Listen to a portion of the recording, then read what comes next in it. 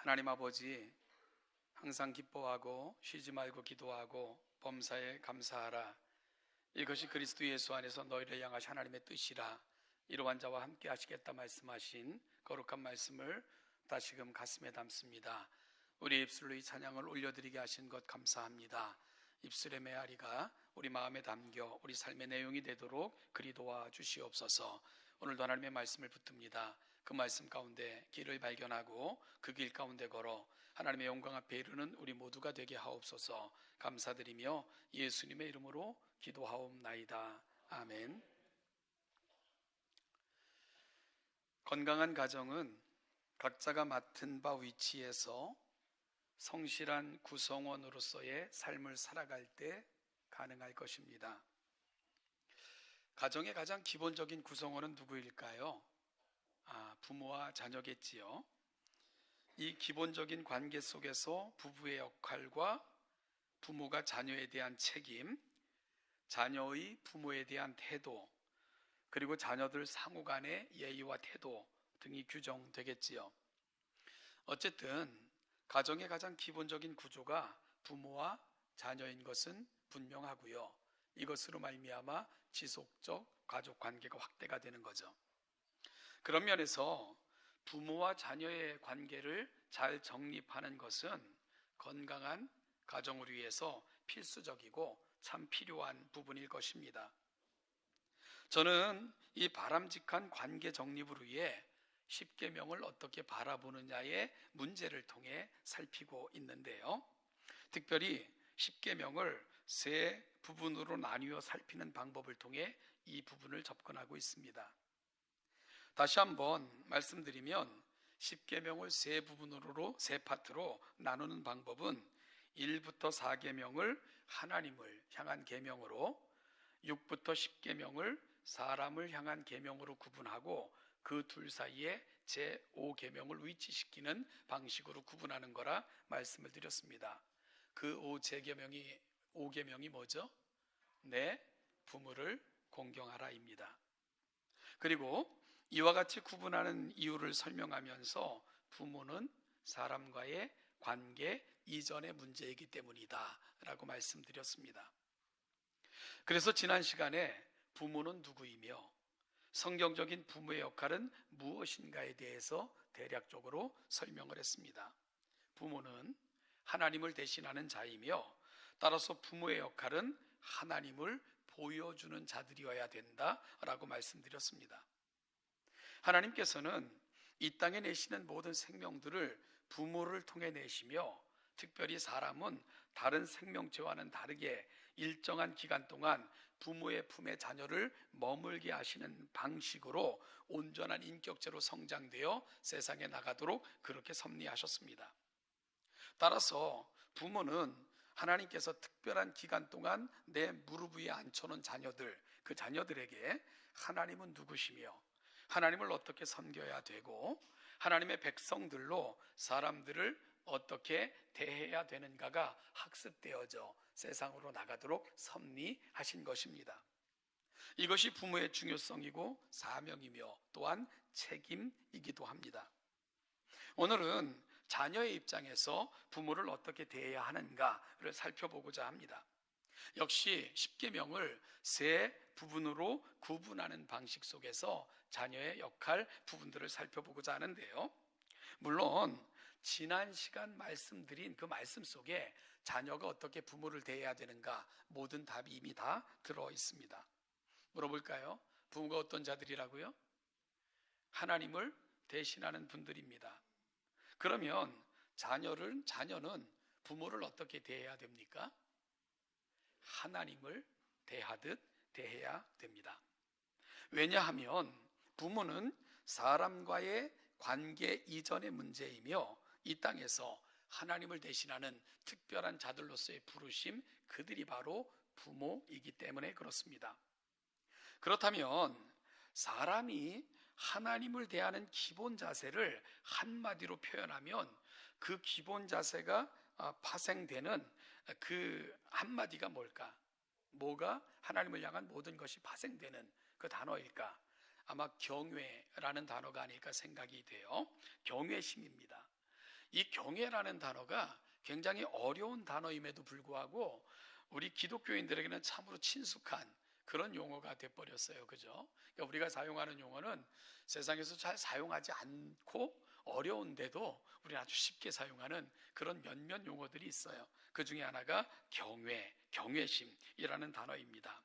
이 단어의 사전적 의미는 인간의 능력으로 이해할 수 없거나 알 수 없는 대상을 마주했을 때, 또는 매우 충격적이면서 압도적인 현상을 접하게 되었을 때 느끼는 두려움 또는 존경하는 마음이라고 정의되어 있습니다.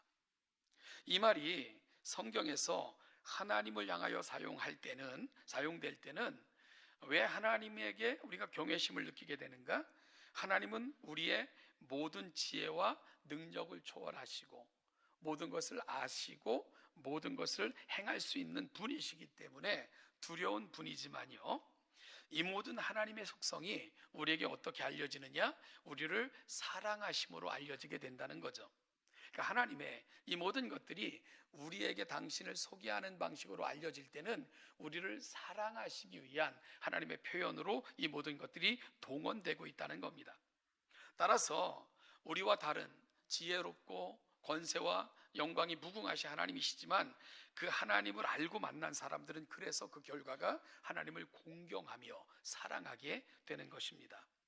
그래서 성경에서 경외라는 단어는 특별히 하나님께 대하여 주로 사용되는데, 하나님을 향한 경외심은 공포가 아니라 공경과 순종으로 나타나는 것을 발견하게 됩니다. 또한 두려움으로 하나님을 멀리하는 것이 아니라 가까이함이 복이며 은혜임을 알기 때문에 하나님을 경외하는 사람들은 점점 더 하나님께로 가까이 나아가게 됩니다. 이것이 진정으로 하나님을 만난 사람들, 하나님을 경외하는 사람들이 보여주는 모습입니다. 여러분, 그렇다면 우리가 부모님을 어떻게 대해야 하는가에 대한 답이 이미 주어진 것이지요. 자, 자녀가 부모를 어떻게 대해야 되는가? 우리 에베소서 6장 2절 말씀을 한번 같이 읽어볼까요? 2절입니다. 시작. 내 아버지와 약속 있는 첫 계명이니, 첫 번째가 뭐죠? 공경입니다. 여러분, 사도 바울은 출애굽기 20장 12절 말씀을 그대로 인용하고 있는데요, 출애굽기 20장 12절이 우리말로는 내 부모를 공경하라로 되어 있지만 히브리 원문에는 네 아버지와 어머니를 공경하라 라고 되어 있습니다.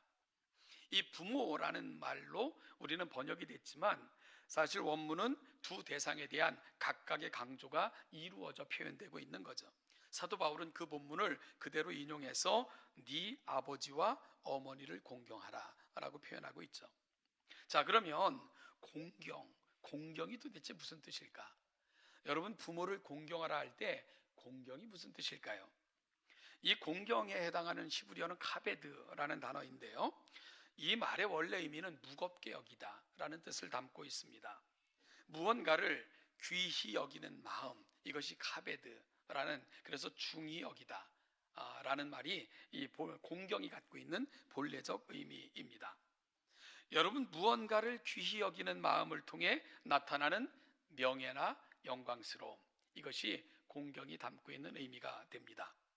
이 단어는 주로 구약에서 하나님의 백성들이 하나님을 향한 자세를 묘사하는 데 주로 사용이 되는데요, 레위기 10장 3절에 보면 모세가 아론에게 이르되 이는 여호와의 말씀이라 이르시기를 나는 나를 가까이 하는 자 중에 내가 거룩하다 함을 얻겠고 온 백성 앞에 내가 영광을 얻으리라 하셨느니라 라고 말씀하셨습니다. 여기서 사용된 영광을 얻으리라에서 영광으로 번역된 단어가 바로 카베드입니다. 그러니까 공경이라는 단어와 이 영광이라는 단어가 교차로 이렇게 같이 사용되는 것을 우리가 발견하게 되는 거죠. 특별히 하나님께서는 나는 나를 가까이 하는 자 중에 내가 거룩함을 얻겠고 그리고 그들을 통해 내가 영광을 얻겠다, 이렇게 말씀하고 계십니다. 하나님의 거룩, 하나님이 거룩하다는 게 어떻게 드러나는가? 그분의 백성들이 거룩하게 살 때 하나님의 거룩이 드러난다는 거예요. 그리고 하나님의 백성들이 하나님을 향하여 갖는 태도와 자세를 통해서 하나님은 영광을 받으시겠다라고 선포하고 있는 건데, 여기서 영광을 받으시겠다 할 때 그 영광이라는 단어가 바로 공경이라는 단어와 같이 사용되고 있다는 거죠. 이 공경, 카베드를 영어로는 아너라고 번역을 했습니다. 이 아너라는 것은 명예, 영광을 의미하죠. 여러분, 따라서 구약에서 이 공경이라는 단어가 하나님을 향하여 주로 사용될 때 어떻게 사용되느냐, 누군가를 중히 여겨서 그를 통해 그 중히 여기는 그 사람을 우리가 존경함으로 그를 대할 때에 그를 영예롭게 만드는 것, 이 모든 것이 공경이라는 단어 속에 포함되어 있는 것을 우리가 알게 되는 거죠. 그러니까 이 공경이라는 단어는 그분이 누구고, 그래서 내가 어떻게 그분을 대해야 되며 그 결과가 무엇인가를 종합적으로 담고 있는 단어, 그것이 바로 공경이라는 단어가 갖고 있는 의미라는 거죠. 여러분, 이 공경이라는 단어가 구약에서 영광과 같이 하나님을 향한 자세를 묘사하는 데 주로 사용되었는데요, 인간관계에서 이 단어가 사용되는 유일한 경우가 있습니다. 그때가 언제냐면 바로 부모를 대할 때 이 단어가 사용되고 있다는 거예요. 자녀가 부모님을 대할 때 이 단어가 유일하게 사람과의 관계 속에서 사용되고 있다는 거죠. 그러므로 부모를 공경하라는 말은 자녀가 부모를 가볍게 혹은 가치 없게 생각하지 말고 하나님을 대하듯 마음으로 그 부모를 중히 여기고 그리고 무겁게 여기며 귀하게 여겨 그분을 영예롭게 하는 것, 이것이 바로 공경이 갖고 있는 진정한 의미가 됩니다. 하나님의 백성이 하나님을 존경하고 무겁게 여기고 가까이 할 때 하나님께서는 그들을 통해 자신을 드러내시고 영광을 받으십니다. 마찬가지로 자녀들이 부모를 중히 여기고 그리고 또한 그들을 존중하며 그들을 대하여 그들의 명예를 드러낼 때 부모의 영광도 드러나게 되어 있는 것입니다. 여러분, 이것이 부모를 공경하라 하는 말이 갖고 있는 의미입니다. 자, 그러면 하나님을 경외하듯 부모를 경외하기에 존경한다면 마땅히 당연히 따라오는 두 번째 태도가 뭘까요? 바로 에베소서 6장 1절입니다. 같이 한번 읽어보죠. 6장 1절 시작. 자녀들아, 뭡니까? 순종입니다. 그리고 이 말 뒤에는 어떻게 덧붙여져 있죠? 이것이 옳으니라 라고 되어 있습니다. 이것이 옳으니라, 따질 일이 아니라는 것입니다. 이것은 마땅하고 당연하다 하는 의미입니다. 누군가를 공경하는 자에게 당연하고 마땅하게 나타나는 모습과 태도가 있다면 그것은 바로 순종입니다. 순종은 누군가를 무겁게 여기며 존귀한 자로 여김에 대한 가장 기본적인 태도, 그것이 바로 순종이기 때문입니다. 따라서 순종하지 않는 것은 누군가나 그의 말을 중하고 무겁게 여기지 않고 하찮게 여긴다 하는 것과 같은 의미가 되겠지요. 그래서 성경에서 하나님을 사랑하는 자는 내 계명을 지킨다, 즉 순종한다 라고 말씀하고 있고요, 예수님도 우리가 하나님을 사랑한다는 것을 어떻게 입증할 수 있냐? 그 말씀을 지킴으로 드러난다 라고 말씀하고 있는 겁니다. 이처럼 순종은요, 누군가가 내게 중요한 분입니다, 그분의 입으로부터 나오는 말씀은 내게 가치가 있습니다, 그러니 내가 이걸 따르겠습니다 하는 태도, 그것이 바로 순종이다 라고 성경은 가르쳐주고 있는 거죠. 따라서 우리가 하나님의 말씀을 순종하지 않는다? 하나님이 내게 중요한 자가 아닌 거죠. 하나님의 입으로부터 나온 말씀이 내게 하찮은 것입니다. 그래서 그 말씀을 개의치 않고 순종하지 않는 거죠. 자녀가 부모의 말씀에 순종하지 않는다? 그건 부모는 내게 중한 분이 아니에요.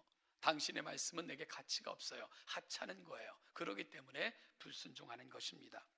따라서 부모를 귀히 여기고 존경하며 사랑하는 자는 마땅하고 당연하게 부모에게 순종합니다.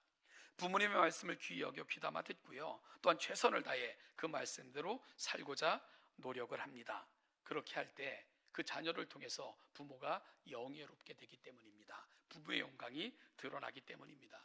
그러나 자녀가 부모를 중히 여기지 않고요, 그 말씀에 대해서 가치 없는 것을 여긴다면 부모의 영예가 어떻게 드러나겠습니까? 부모의 영광이 어떻게 보여지겠습니까?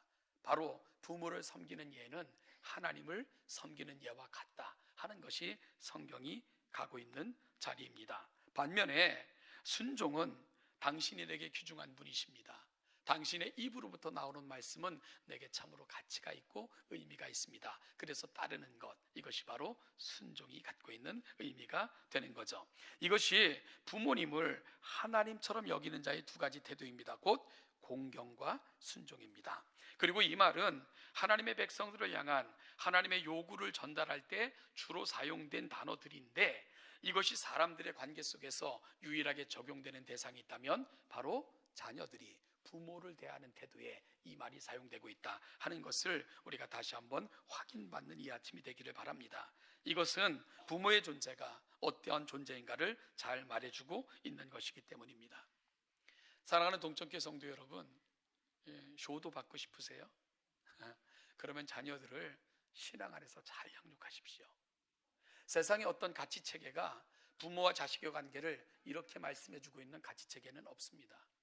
부모가 얼마나 소중한가를 근원으로부터 출발하여 이 귀한 가치를 제공하는 방식으로 진행되는 세상의 가치가 없어요. 그래서 우리 동천의 가정들이 건강한 가정으로 회복되려면 이 기독교의 가치가 우리 안에 공유되어 함께 흐를 때 우리는 진정 건강한 가정으로 회복받게 될 것입니다. 이제 하늘과 땅이 만나는 자리라는 설교를 마무리할 때가 됐는데요. 여러분, 결국 하늘과 땅이 만나는 사건은 부모를 통해 이루어진다는 것을 확인할 수 있습니다. 세상에는 먼저 아이가 있었던 것이 아니고 먼저 부모가 있었습니다. 아담과 하와는 근원적 원인이자 진정한 부모이신 하나님으로 말미암아 이 땅에 왔고요. 하나님께서는 이들을 통해 또 다른 생명들을 세상에 있게 하셨습니다. 그러니 태초에 부모가 있었고 그리고 자녀가 있었다라고 가는 것이 맞는 거죠. 그리고 부모와 그 부모 사이에서 자녀가 태어나는 이 원리를 통해 하나님께서는 이 세상을 유지하시고 보존하시는 것, 이것이 바로 하나님께서 세상을 보존하시는 방식입니다. 사랑하는 여러분, 그러면 부모가 어떤 자들이라고요? 하나님을 대신하는 자들입니다. 그러면 부모의 역할은 무엇이라고요? 하나님을 보여주는 자들이 되어야 된다라고 말씀드렸습니다. 그러면 하나님을 보여주시기 위해 부모가 해야 될 일이 뭘까? 어떻게 하면 부모가 자녀에게 하나님을 보여줄까? 에베소서 6장 4절 같이 한번 읽어보겠습니다. 4절입니다. 시작. 또 자녀들아, 오직 주의 교훈과 훈계로 양육하라. 아멘. 특이한 건 1절에서는 부모, 2절에서는 네 아버지 어머니로 가다가 4절에서는 콕 집어 아비들아 라고 가고 있는 걸 보게 되는데요. 왜 콕 집어 아버지라고 얘기할까? 아마 두 가지 의미가 있을 것 같아요. 그만큼 가정에서 아버지의 역할이 중요하다는 것이고, 또 특별히 아비들이 문제야 라고 말하고 있다는 생각도 합니다. 그러면 구체적으로 아비들의 역할이 뭘까?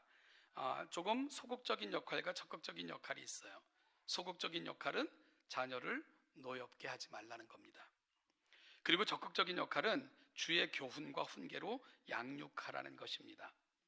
특별히 소극적인 측면에서 제시되고 있는 자녀를 노엽게 하지 말라는 말씀은 자녀들에게도 부모에게도 6장 1절부터 4절을 보면 다 하라예요. 너희 부모를 순종하고 네 어머니와 아버지를 공경하고 주의 교훈과 훈계로 양육하고 다 하라인데, 유일하게 하지 말라는 게 한 가지가 있는 거죠. 그게 뭡니까? 너희 자녀를 노엽게 하지 말라라는 겁니다. 특별히 아비들아, 너희 자녀를 노엽게 하지 말라라고 되어 있습니다. 과거에 그 이전 교회를 섬길 때 제가 그 담임 목사 청빙받은 초창기쯤이었는데 한 젊은 집사님이 제게 전화를 걸었어요. 아마 이 가정의 달에 이런 설교를 듣고 전화를 하신 것 같은데 막 이렇게 울먹이면서 전화를 하셨어요. 뭐라고 전화했냐면, 목사님, 제발 자녀들에게 부모에게 효도하고 잘하라고만 설교하지 마시고 부모님들에게 자녀에게 잘하라고 좀 설교해 주세요. 정말 질식할 것 같아요. 이러면서 울먹이며 전화하셨던 분이 있어요. 제가 그 가정의 형편도 알고 그 가정도 잘 아는데요. 그 부모의 그 모습 속에서 이 자녀는 질식하듯 너무 힘든 일상을 그렇게 살아가고 있었고, 또 교회 왔는데 끊임없이 자녀에게, 부모에게 잘하라 그러고 나니까 마음에 아픔이 있었던 것 같아요. 제가 전화까지 한 거 보면, 목사님 제발 부모에게, 자녀에게 좀 잘하라고 좀 설교해 주세요 라고 이런 부탁을 했더라고요. 자녀를 노하게 하는 부모는 어떤 부모일까? 나의 소유인 줄 착각할 때, 내가 함부로 대해도 되는 대상인 것처럼 생각할 때, 나의 필요를 채워주는 적금처럼 생각할 때 부모 밑에서 자녀들은 분노하게 되는 거고요. 바로 그 속에서 그 아들은 아픔이 컸던 거죠. 심한 상실감과 마음의 상처를 경험했던 것입니다. 그래서 정말로 이 부모를 공경하라는 말이, 부모를 이렇게 효도하라는 말이 가슴에 와닿지가 않았던 거죠. 그래서 그런 얘기까지 저에게 전화 걸어서, 하소연이죠, 하소연. 제발 좀 부모님들이 자녀들을 어떻게 대해야 되는지를 좀 알았으면 좋겠다 하는 것에 대한 하소연을 저에게 하고 있었던 겁니다. 특별히 사도 바울은 아비들아 콕 찍어서 얘기를 해요. 저희 집사람인들 저보고 아이들에게 이렇게 화내지 말라고. 아버지가 내는 화와 어머니가 내는 화는 다르대요. 저한테 당신은 좋은 말만 하라고, 화는 내가 낼 테니까. 왜냐하면 상처가 다르대요, 상처가. 그래서 사도 바울은 그 당시 문화도 그렇고 모든 시대가 그런 것 같아요. 이 아비들의 말은 굉장히 파괴가 있는 것 같아요. 그래서 아비들에게 구체적으로 콕 찍어서 자녀들을 노엽게 하지 말라. 사랑하는 동천교회 성도 여러분, 자녀들은 노여움의 대상이 아닙니다. 하나님이 내게 주신 축복이고 가장 귀한 유업입니다.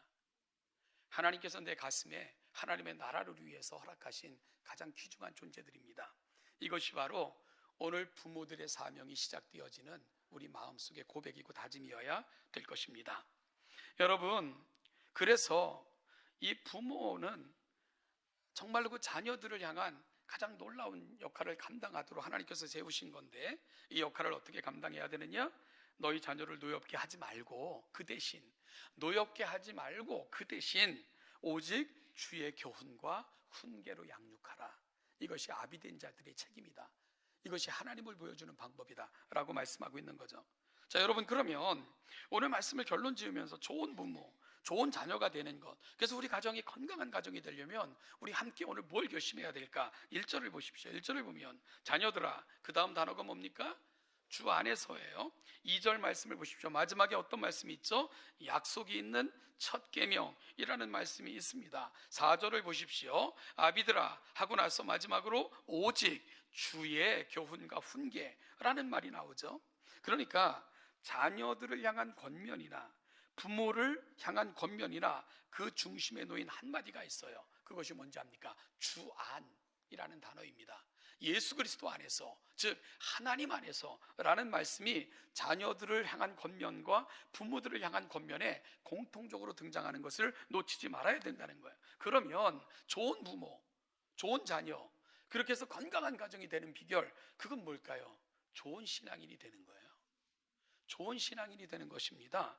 부모도 주의 교훈과 훈계로 양육할 수 있는 말씀이 마음 깊은 곳에 머물고 그 하나님과 동행하는 거룩한 삶을 힘쓰는 경건한 신앙인이 되고요, 자녀도 주 안에서 사고하고 말씀을 푯대 삼고 하나님의 약속을 귀히 여기는 신앙의 세대로 성장하는 것, 이것이 바로 좋은 가정이 되는 비결이라고 사도 바울은 제시하고 있는 것입니다. 여러분, 부모와 자녀의 중심에 하나님을 모시고 그 하나님을 경히 여기지 않고 중히 여기며 말씀을 예사로 듣지 않고 소중히 여겨 마음에 담고 그 말씀을 푯대 삼고 살아가는 부모와 자녀들이 되는 것, 이것이 바로 땅에서 잘되고 장수하는 비결, 건강한 가정이 되는 비결이라고 사도 바울은 오늘 그 비결을 이와 같이 제시하고 있는 것을 꼭 기억하는 복된 이 아침이 될 수 있기를 간절히 소원합니다. 가정의 달을 맞이하여 저 자신에게도, 저도 부모이고요, 그리고 이곳에 계신 분들은 대부분 다 부모님들이십니다. 그리고 우리 찬양대와 이렇게 몇몇 우리 자녀들의 모습이 보이고 있는데요, 사랑하는 동천의 부모된 저와 또 성도 여러분, 종교인의 수준에 머물러 계시거나 교회당을 출입하는 정도, 오랜 세월 익숙함에 침체되어 있다면 우리가 주님 앞에 설 때 부끄러워서 어떻게 서겠어요? 나를 위해 십자가에 못 박혀 죽기까지 나를 사랑하심에 열심을 내신 하나님 앞에 우리가 부끄러워 어찌 서겠습니까? 내가 좋은 신앙인이 아닌 종교인의 흉내만 낸다면 자녀들을 어떻게 주의 교훈과 훈계로 양육할 수가 있겠습니까? 내가 하나님의 말씀에 대해서 익숙하지 않은데 어떻게 내 자녀에게 주의 훈계와 교훈으로 양육하겠어요? 여러분, 하나님이 어떤 분이신지 내가 잘 모르는데 내가 어떻게 하나님을 섬기는 예를 내 자녀에게 보여줄 수 있겠어요? 그 하나님이 내게 얼마나 중요한 분이며 그 입으로부터 나오는 말씀이 내게 얼마나 가치가 있다는 고백이 내게 없는데 이 말씀으로 어떻게 우리 자녀들을 양육할 수 있겠습니까? 여러분, 내 신앙이 성장하지 않으면 고집불통 신앙인으로 남게 돼요. 그러면 복음을 막습니다. 내 자녀가 복을 이어받아 전수받아 믿음의 세대로 성장하는 것을 막는 역할만 할 뿐입니다. 여러분, 오히려 내 부모가 가진 신앙 갖기 싫대요.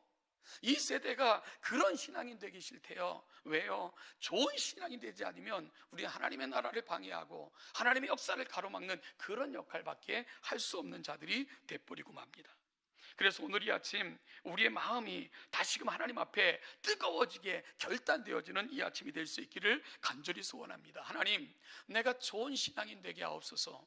하나님이 내게 얼마나 중요한 분인가를 알게 하시고 그 입으로부터 나오는 말씀이 얼마나 가치 있고 의미 있다는 것을 깨달아 그 말씀을 가슴에 담는 부모가 되게 하시고 이 말씀의 가치를 내 사랑하는 자녀들에게 전하고 증거하고 담기 위해 내가 주의 훈계와 교훈으로 양육할 수 있는 그런 부모 되게 하옵소서라고 기도하며 나아가시는 복된 이 아침 되시기를 주님의 이름으로 축복합니다.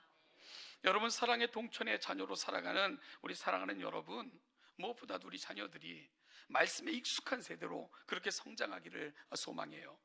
말씀을 배울 기회를 선용하시고 예배에 힘쓰며 뜨겁게 기도하는 세대로 하나님과 친밀한 교제를 이루어내는 그런 믿음의 세대로 우리 자녀들이 성장할 수 있기를 간절히 축복합니다. 루터가 말했습니다. 나는 하루에 1시간씩 기도한다. 그러나 바쁠 때는 하루에 2시간씩 기도한다. 왜냐하면 그만큼 하나님의 능력과 지혜가 필요하기 때문이다 라고 고백을 했어요.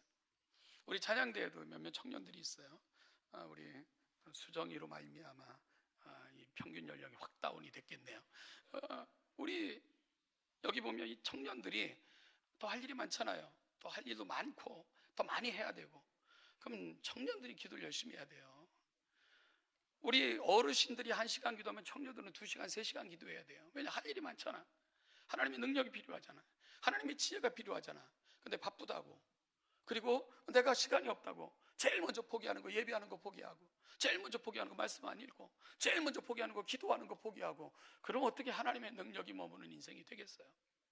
여러분, 안 되는 거죠. 따라서 오늘 이 시대에 내가 젊다, 할 일이 많다 라고 고백하시는 분들이 있다면 더 하나님께 가까이 나가세요. 그 하나님의 말씀을 더 붙드세요. 하나님께 더 기도하세요. 그렇게 하나님의 영과 하나님의 도심과 위로가 그 심령 속에 충만하도록 하나님을 내 삶에 초대하는 그런 세대가 되시기를 주님의 이름으로 축복합니다. 여러분, 그럴 때 우리 안에 아름다운 신앙의 순환이 이루어지는 거예요.